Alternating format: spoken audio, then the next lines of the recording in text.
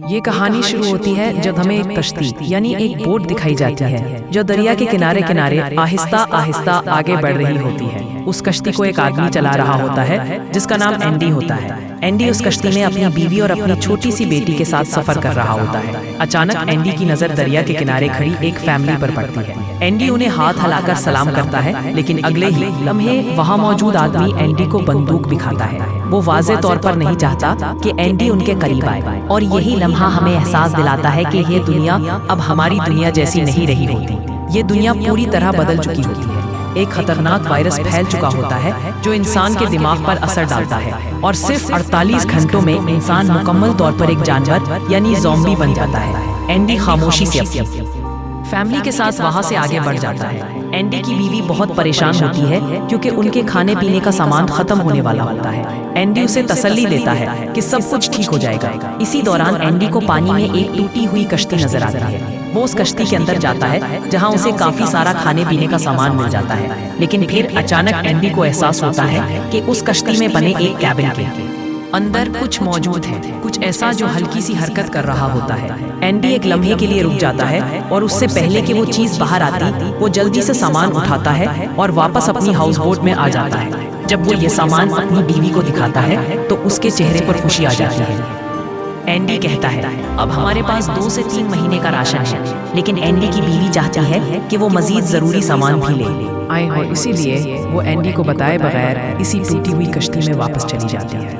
मगर जैसे ही वो सामान लेकर बाहर आने लगती है, अचानक कोई चीज़ उसे जोर से खींच लेती है और वो कश्ती के अंदर गायब हो जाती है। कुछ वक्त बाद जब एंडी अपनी बीवी को हाउस बोट में देखता है तो उसका दिल दहल जाता है। उसकी बीवी का पाँव बुरी तरह जख्मी होता है। ये देखकर एंडी घबरा जाता है, सांसें तेज हो जाती हैं। एंडी की बीवी आहिस्ता आवाज में कहती है, मैं इन्फेक्ट हो चुकी हूँ, तुम मुझे छोड़कर चले जाओ ताकि तुम और हमारी बेटी महफूज रह सको। मगर एंडी इनकार कर देता है। वो कहता है इस पानी में बहुत से खतरनाक जानदार हैं, मुमकिन है किसी और चीज ने काटा हो। लेकिन फिर एंडी की बीवी सच बता देती है। वो कहती है जिन उंगलियों ने मुझे काटा था वो किसी जानवर की नहीं थी, वो एक ज़ॉम्बी की थी। ये सुनकर एंडी अंदर से टूट जाता है। वो कहता है तुम्हारे पास अभी 48 घंटे हैं, मैं तुम्हें किसी डॉक्टर तक ले जाऊंगा।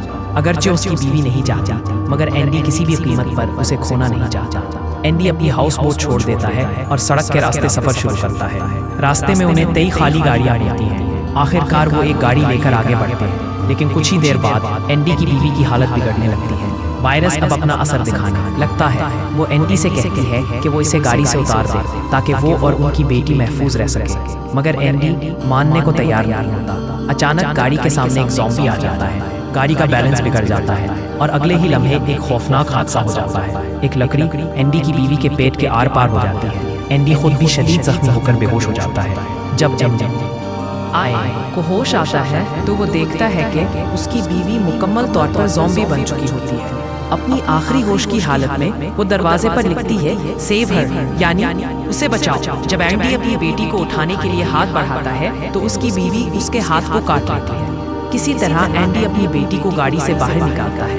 वो मुकम्मल तौर पर टूट चुका होता है। उसने अपनी बीवी को खो दिया होता है और अब वो खुद भी इन्फेक्ट हो चुका होता है। वो गाड़ी में 48 घंटों का अलार्म लगा देता है। इसी दौरान उसे वो आदमी नजर आता है जो हादसे से पहले सड़क पर आया था। एंडी जब उसके करीब जाता है तो देखता है कि वो मुकम्मल तौर पर इन्फेक्ट हो चुका होता है। एंडी एक लकड़ी उठाता है, लेकिन एन इसी लम्हे एक लड़की की आवाज आती है, मेरे वालिद को नुकसान मत पहुंचाना। ये एक नौजवान लड़की होती है जिसका नाम थोमी होता है। वो एक मकामी आबोरिजिनल लड़की होती है। वो इन्फेक्टेड आदमी दरअसल उसका बाप होता है। थोमी ने उसके मुंह को बांध रखा होता है ताकि वो किसी को काट ना सके। थोमी अपने हाथ को काटती है, खून निकलता है और वो खून एक दरख्त के तने पर लगा देती है।